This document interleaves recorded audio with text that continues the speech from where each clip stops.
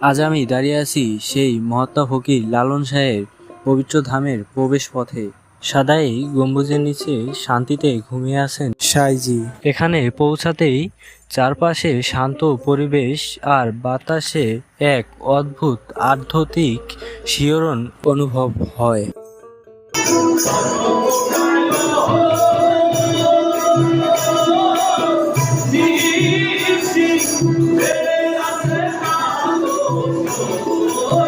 সব লোকে কয় লালন কি জাত সংসারে।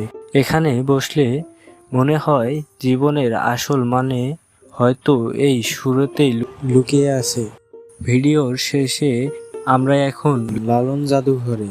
সাইজির ব্যবহৃত বস্তু এখানে পরম মমতায় আগলে রাখা হয়েছে, যা আমাদের মনে করিয়ে দেয় মানুষের বড় পরিচয় তার মনুষ্যত্বে।